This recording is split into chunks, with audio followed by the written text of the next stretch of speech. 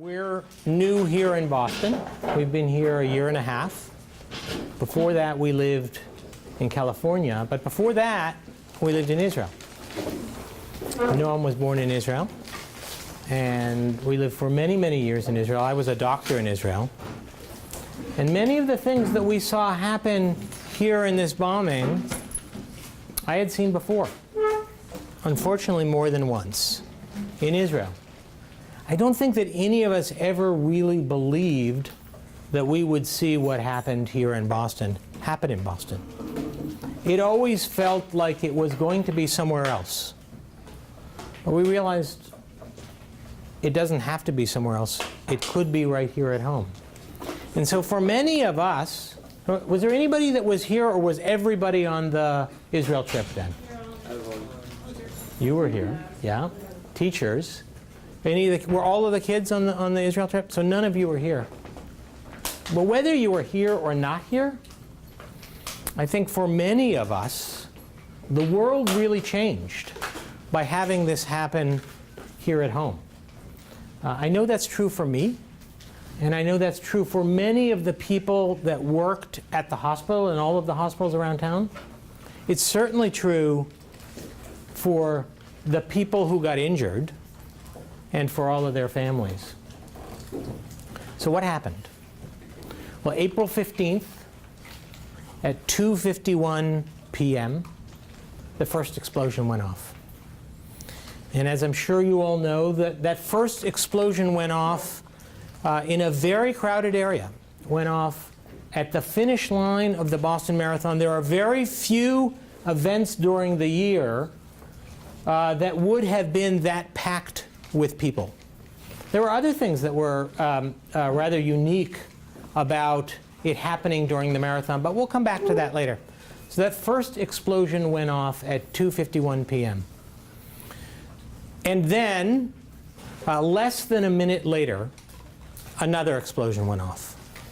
About 100 or so yards away from that first explosion.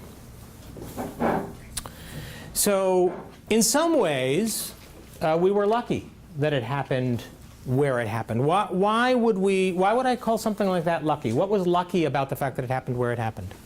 Yep. There were already tents, like medical tents set up for people in case they got dehydrated and stuff. So one of the reasons that we were so lucky is there were lots and lots of medical personnel that were right there. Now, they were there for another reason. They were there because they thought maybe somebody would be dehydrated, or somebody would have a sprained ankle, or something like that, never imagining that it would be for this reason. But there were tens of doctors and nurses and other things right there. Why else were we lucky? The alternative would have been at 4th of July, which is what the bombers planned on happening, Yeah. which would have had a higher mortality and casualty. It's possible. Certainly they were planning on the 4th of July. There were really only 3 days in Boston when there are mass events like this. One is the Boston Marathon. The second is the 4th of July. And the third is, anybody know? St. Patrick's Day? No, New Year's Eve is really. And on all 3 of those days, all of the hospitals and all of the police and the fire departments get themselves ready as if it were what we call a mass casualty event, which is exactly what this was.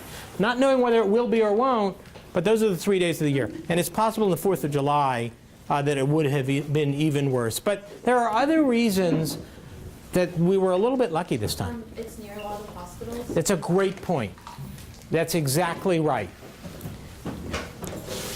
The way that hospitals are set up to take care of badly injured people is not every hospital can take care of really badly injured people. You never know what you're going to have. But when we think about people that have lots of injuries, it's called trauma, multi-injury trauma. You need to have lots of different types of doctors. You need to have a neurosurgeon who can take care of head injuries, and you need to have a cardiac surgeon who can take care of stuff that happens in the chest, and you need to have an orthopedic surgeon who can take care of things in the legs. Not every hospital, most hospitals don't have all of that. We're very lucky here in Boston, because here in Boston we have 5 hospitals who have what are called level 1 trauma centers. A level 1 trauma centers mean that they could take care of any kind of injury that comes their way. The bombs went off exactly in the center of 5 level 1 trauma centers. There is no other city in this country, probably in the world, that has 5 level 1 trauma centers that are no more than 10 minutes away from an event like this. And if it had happened at any other city in the world, one hospital would have had to take care of all of the injured. Does anybody know how many injured there were in this event? There were over 200. Over 200 people injured. So you could imagine what that would be like for one hospital to take care of. We didn't have to do that here. We had 5 hospitals who could all do it and all at once. So for all of those reasons, in some ways, as terrible as this was, we were lucky. There are a couple of other reasons. One being, because this was the marathon, the streets were actually shut down. Why is that important, that the streets are shut down? Jack? So that ambulances could drive to the hospital. That's exactly right. So one of the big dangers in Boston is the Boston drivers. Well, the streets were already shut down because of the marathon, and the ambulances were able to get very quickly to the hospitals. One of the things that we have learned over many years is one of the single most important factors in determining whether someone will survive a very bad injury or not is how quickly you can get them to a hospital that knows how to take care of this sort of thing. And we were able to do that very, very quickly. So 2:51, the first bombs went off. 2:52, the second bomb went off. And within another 30 seconds or so, the medical aid tents filled with hundreds of injured people. There were also ambulances right there.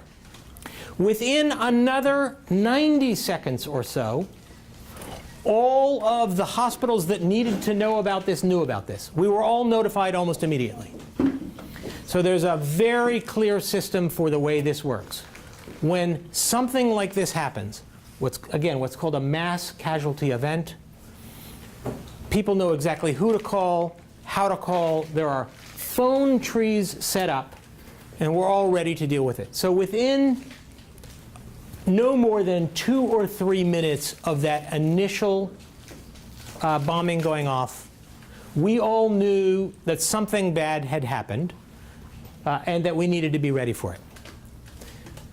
Now, when I got that call, I knew immediately that it was a terrorist attack. What would give me the signal that it was not an accident or a generator that blew up or something else? Why would I believe that this was a terrorist attack? Well, the fact that it was on a day when there are people not only from Boston, but from all over the country and all over the world. And not only was it just some random place at the marathon, it was next to the finish line, which is where there are the most people. Yep. It's a bit too big of a coincidence. So it feels like it couldn't just be a coincidence. I think that's true to a certain degree. That isn't enough because there have been accidents in large events. So it could have been an accident. Could have been, we've seen generators blow up and manholes fly off. So that's a piece of it, but it isn't enough. Yeah? 2 bombs went off? That's exactly right. So there is what's called a signature or a pattern to terrorist attacks, and it frequently occurs in Israel. And it is something that all of us who manage large emergency services organizations know to recognize. And that is this idea that there is one bomb and then another a minute or 2 minutes later. And the reason they do that is to inflict as much harm as possible. They know that our instinct is not to actually run away from that first bomb, but to run towards to help. And then if you blow up another bomb, you injure even those who have run towards to help. And that's a very common signature. Stav? I'll ask the second thing later, but the first thing is how far away was the second bomb from the first one? It was about 150 yards away. Far enough away to injure a whole second set of people, but close enough to involve all of the what we call first responders, the paramedics and the police and the fire and whatnot. In this case, it ended up injuring bystanders and more bystanders. So we knew that it was a terrorist event. So we have a very clear. We know exactly what to do when we get an announcement that we are going to have what's called a mass casualty event. And a mass casualty event has a definition to it.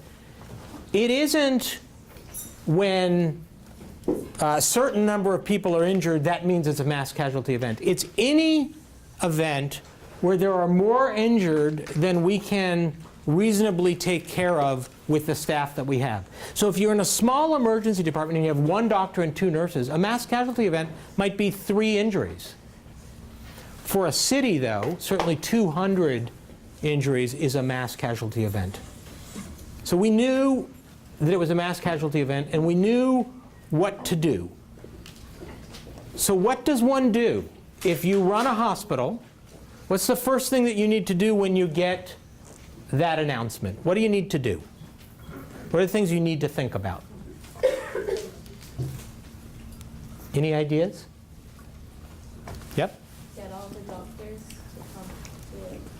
So the first thing you need to do is make sure that it's not just all the doctors, by the way. It's anybody that is involved in taking care of patients that needs to be there, knows about it, and gets to the emergency department. So making sure that all the doctors and the nurses and the radiology techs know and come to the emergency department. That's one piece, and I'll come back to that. What else do you need to do? Set up extra places to help people. Setting up, making sure you have place to help people. What do you do if you're already full? Prioritize. What's that? Prioritize. That's exactly right. So what you do is you clear out the emergency department. You very quickly decide, minor things, you don't need to be here anymore, we'll send you home. If it's a major thing, we'll admit you to the hospital and we'll put you up in the hospital. We need to clear out the emergency department. And that happens within 5 to 6 minutes. We know how to do that very, very quickly. So the first thing we did was exactly what you said, to let the doctors and nurses know that needed to be there, they needed to get to the emergency department. And the second thing that we did was we cleared out the emergency department. And what I'm talking about, what we did at Beth Israel Deaconess, is what was done at every one of the 5 level 1 trauma centers in the city, all at once. What are the other 4? So you have Beth Israel Deaconess Medical Center. You know what? What are the 4 big hospitals? Yeah? Mass General. Mass General, BIDMC. What's BID? Oh. That's Beth Israel Deaconess Medical Center. Brigham. The Brigham and Women's. EMC. Boston Medical Center. One more. Children's Hospital. Actually, you're right. There were 6 and not 5. Children's only takes care of children, but they're also a level 1 trauma center for children. And so that's 6. You're right. And what was the other one? Can I guess? Yeah? Tough? Tufts. You got them all right. And no, I don't know of any other. People in Boston know your hospitals well, but that's a lot of hospitals. There are, as I said, there are no other cities in the world that have this many great academic medical centers, great big hospitals like that. But those are the 6. So it's Beth Israel Deaconess and Brigham and Women's and Children's, all within a block of each other, by the way. Mass General, Boston Medical, and Tufts Medical Center. All of us did exactly the same thing. Because it was a terrorist event, though, and because we knew that almost immediately, what else did we have to do? What else were we worried about? Well, I don't know, but maybe like question people to find out what they've seen and if they don't. Yeah, that's a really good point. So once people got there, it's a criminal act, right? So you need to find out from witnesses what happened. That's not our job. That's the police. But they're there and they need to do that. Let's come back and talk about that, because how do you do that and make sure that you're still taking care of the patient? And how do you decide, and who decides? Is it the police? Is it the doctor? Is it the patient? Who decides when it's the right time? But we'll come back to that. What else do you need to worry about, though, because it's a terrorist attack? Yeah. How many more bombs do you think there will be, or any more expense to hurt people? Absolutely. So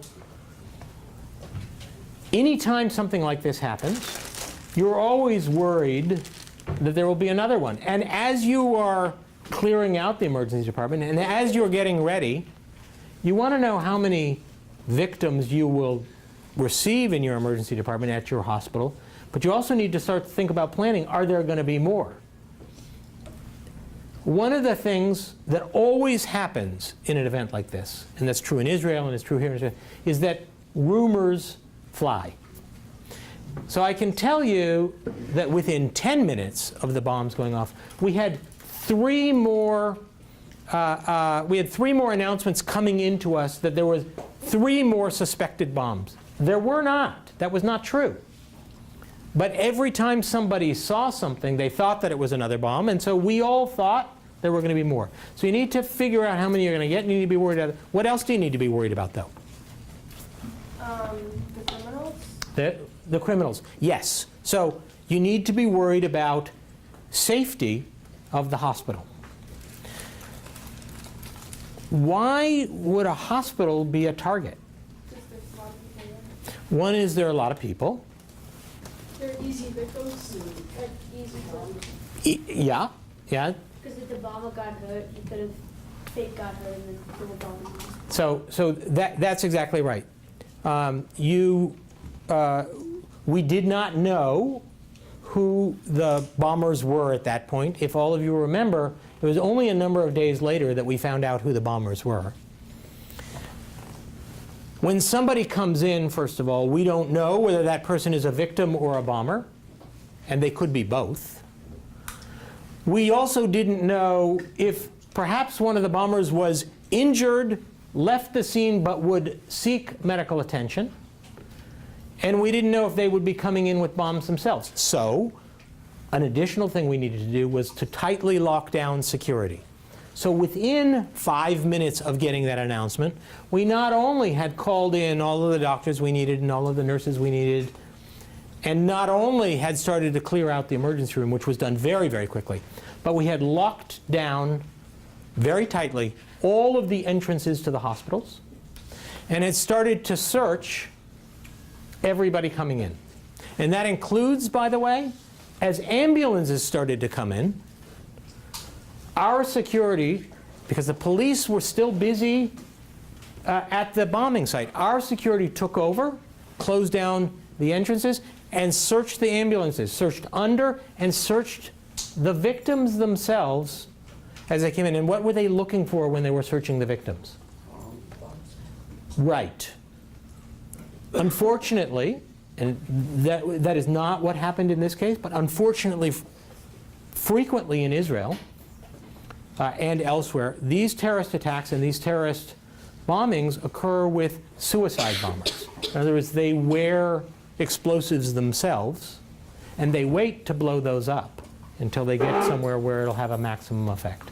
And so we didn't let anybody into the hospital, including victims, until in the parking lot we had searched and seen that there were no bombs. Because you could imagine if all of this had happened and then they had come and set off a bomb in the emergency department, how terrible that would be. So we did all of those things at once. Yeah? Do you take any precautions for chemical or biological agents? That's a great question, and we do. So another thing that we needed to do was to test immediately, to do environmental testing, and we have ways of doing that very quickly. For chemical weapons, you can't really test for biological weapons on an immediate basis, but we also check for nuclear waste, actually. We have Geiger counters that check for whether any of these bombs were what are called dirty bombs. A dirty bomb means that it has some sort of nuclear waste in it that contaminates everybody. And so we also, before anybody came in, checked with Geiger counters. Within about 16 minutes from the initial bombing, we received the first victim. And over a period of another 15 minutes or so, we received 33 victims. About 17 of those were very, very seriously injured, seriously or critically injured. So when you have that many injured people that arrive all at once, what's the problem?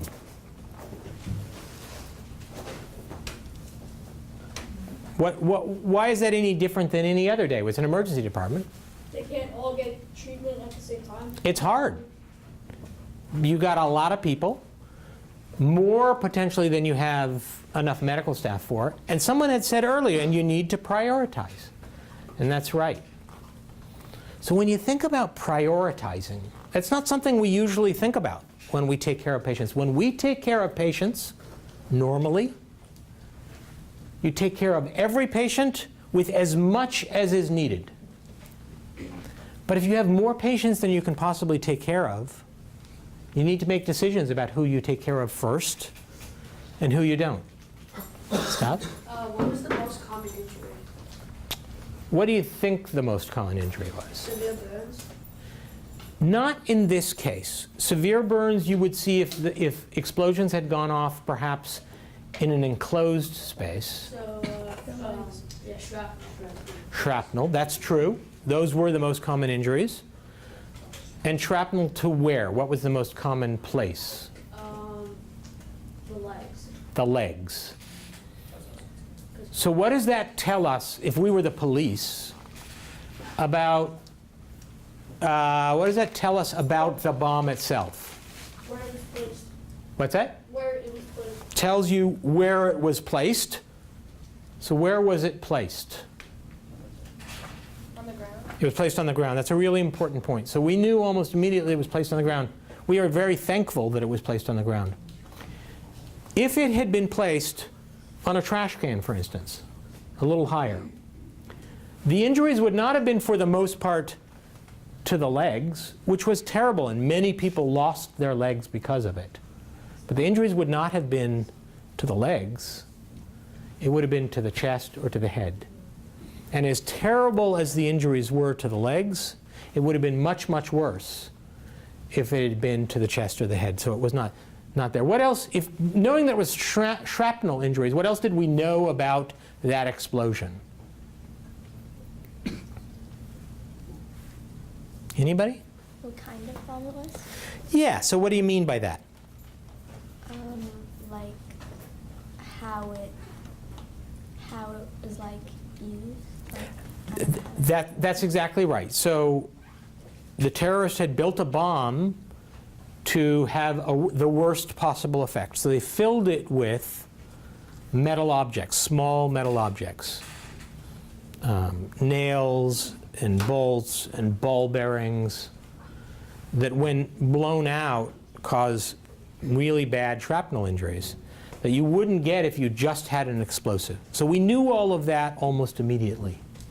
We knew that was probably what was going to happen as soon as we knew that it was a terrorist attack, because that's very common. But again, so you get 33 injured people all at once, 16 of whom are critically injured. How do you go about figuring out who to treat first? Who gets treated first? Most severely injured. The most severely injured. That is typically the case. So if you had two people come in and one was more injured than the other, you would take care of the most severely injured. It's a little more complicated than that. Yeah. The one losing the most blood. And that's part of who you can do the most for, and that's important, and you look at that also. Yeah? The most likely to like survive or That's- save a part. That's exactly right. So this is what is different about a mass casualty event than in, say, a car accident where you only had 2 or 3 people injured and you had more than enough medical staff to take care of everybody. If you don't have enough, the first thing you need to do is to determine who is the most likely to survive if you give them help. And so unfortunately what you do is you do take care of the most severely injured, but the most severely injured that you think is likely to survive. And if there is somebody who is so severely injured that you think it's not likely that they're going to survive, and they're right next to somebody who's very severely injured, but not quite as much as that, and you think it's more likely they're going to survive, you do something that's very hard as a doctor, and you do something that you would not do normally. You first take care of the person that is most likely to survive, exactly as you said. In this case, we were also tremendously lucky. There were 3 people who were killed instantly in this attack. Not anybody else among all of the hundreds of injured, nobody else died. Everybody who made it to the hospital survived. There is nobody left in any of those hospitals. Some of them are still undergoing treatment in physical therapy and other things, but every single one of the hundreds of patients that made it to a hospital survived. And that's an amazing fact. And very unlikely to happen anywhere else but for all of the things that we just talked about. The fact that there are 5 level 1 trauma centers, and the fact that there was medical care there right at the start of the event, and the fact that the ambulance routes were wide open. But for that, I don't think we would have seen everyone survive. But in this case, incredibly lucky, and also because of great medical care, everybody survived. But that initial figuring out what's the right priority is something that we have to do in mass casualty events. It's called triage. And triage means you figure out who needs care first, who needs care second, who needs care third.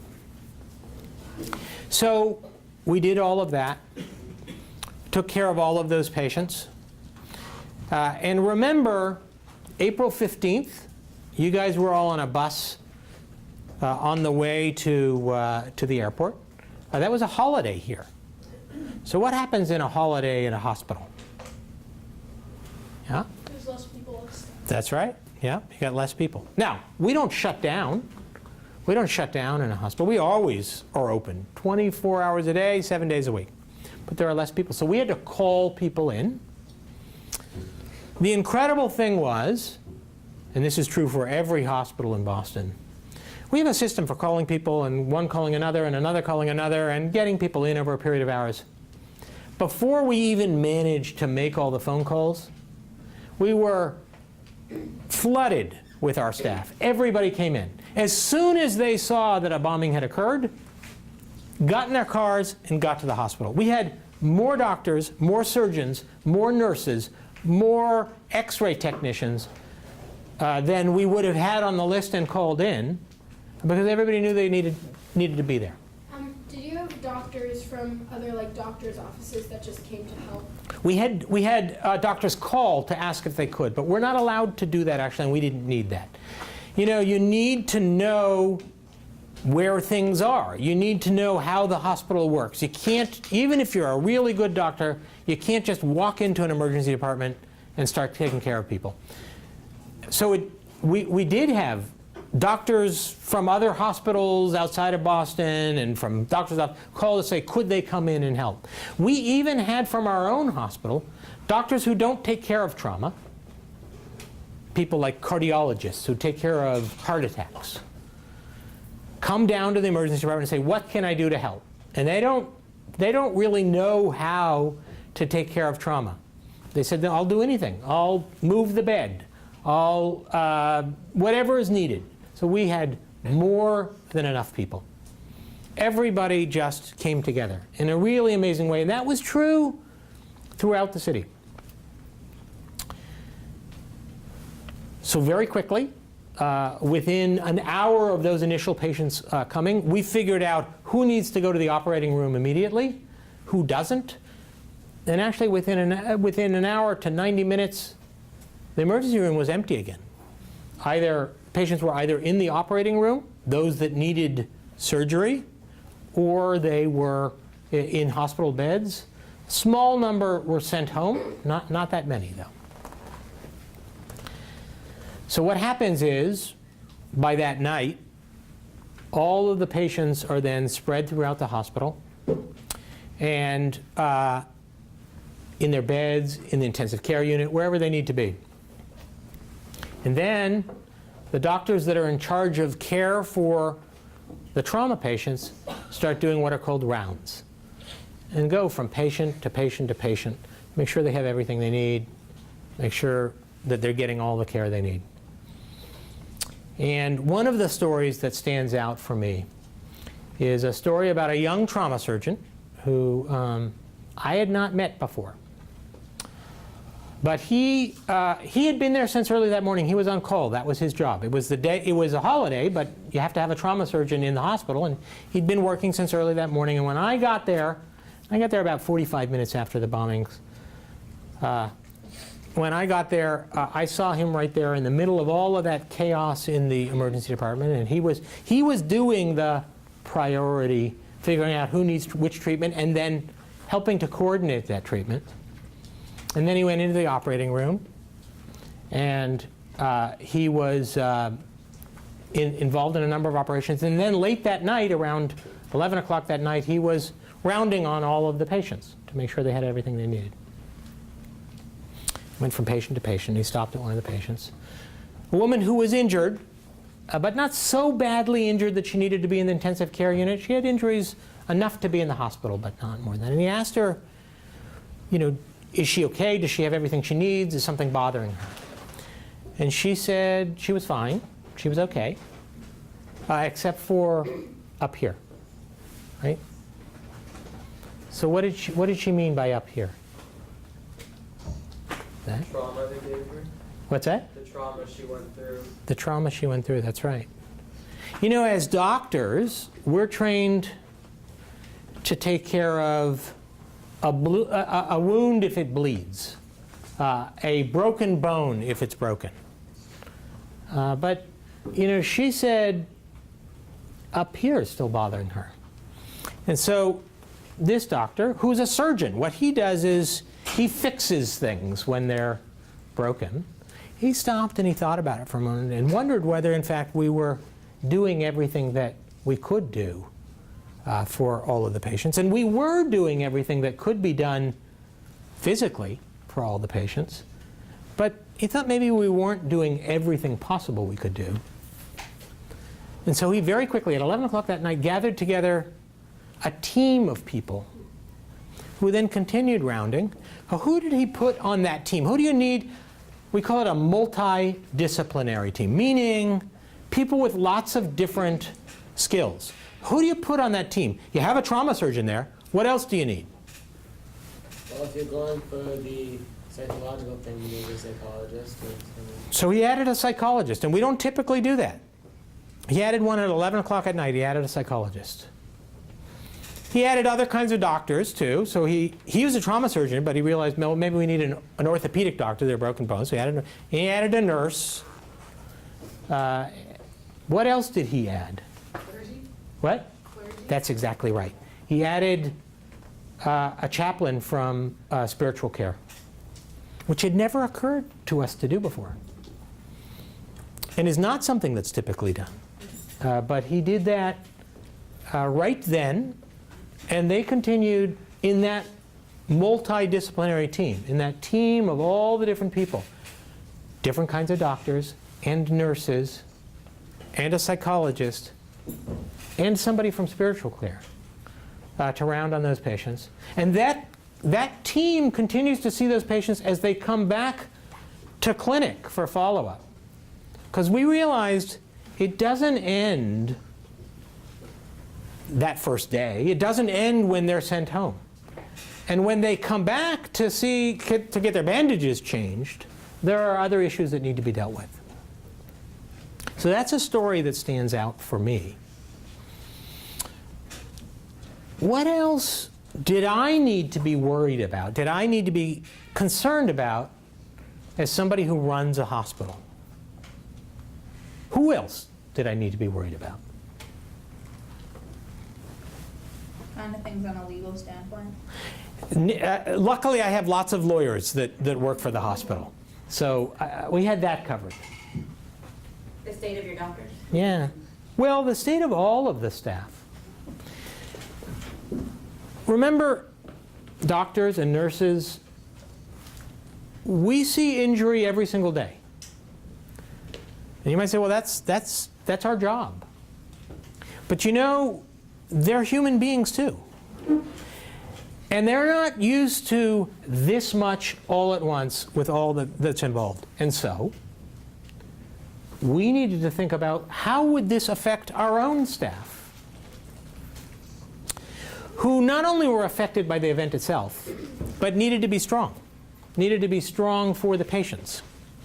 There was a nurse who had volunteered every year for 20 years at the marathon. And she was at the finish line in the medical aid tent when the bombs went off, took care of a large number of victims, and got in the last ambulance heading back to the hospital, worked in the emergency department into the night, went home, came back the next day to take care of patients, and she said that she cried the whole way in because she knew she needed to be strong for the patients when she was there. But that takes a toll, and you need to think about your staff also. And so we did lots for them also. Small groups, individuals as they needed it, all sorts of things. But those are things you need to think about. So that was that first day. As the days went on, all of you were in Israel still, and we were taking care of the patients. And then the Friday came. So what happened Friday? Yep. Watertown, which is where there was a shootout between the two suspects. One of them got ran over, but by the one escaping. Yeah. Thursday night. Yeah. And then he fled. Yeah. So then there was a full-on lockdown in Watertown. They couldn't drive in Watertown, and the surrounding states. Yep. They could drive, but no one did. Yep. But there was some lockdown. Yeah. So actually, there was a lockdown. There was a lockdown order. This is the first time this has ever happened in this country, to my knowledge. There was a lockdown order for all of the city of Boston and 7 surrounding cities and towns. So it was Watertown, but it was also Newton and Cambridge and a variety of others. So everybody was locked down. If you had been here, you would have had a day off from school, but you would have been stuck at home. At the hospital, we were also locked down. I had already been at the hospital. I had been at the hospital for most of that week, gone home for a few hours. I finally went home to get a good night's sleep Thursday. I left around 6 in the evening and got a call that there was a shootout going on in Watertown, and got back to the hospital. And then we received the first terrorist and was there throughout that night. And then the next morning we were locked down. So once we were locked down, and that lockdown happened around 6:30 in the morning, what did that mean for us? What did we need to think about at that point? What did I need to think about as somebody who runs a hospital? I think the security of the building, that no one was coming in when the terrorist was there. So we very, very tightly locked down the hospital from a security standpoint. At this point, we had hundreds of police officers, FBI agents, U.S. Marshals. So we were well taken care of. But yes, we needed to think about that. What else? Did you have any contact with terrorists while you were in the hospital? So at that point, we had received the first suspect who died in the emergency department. We hadn't received anybody else. What I needed to think about was we have 9,000 employees. We have lots of staff. We have lots of patients who have nothing to do with the bombing. They usually have to come and go. But a lockdown's a lockdown. Nobody leaves and nobody comes in. So you must have had doctors and nurses and people who were coming off of pretty long shifts who were supposed to be relieved, and suddenly we're looking at That's exactly a right. long extension, an indefinite extension. That's exactly right. What do you do when your staff is depleted?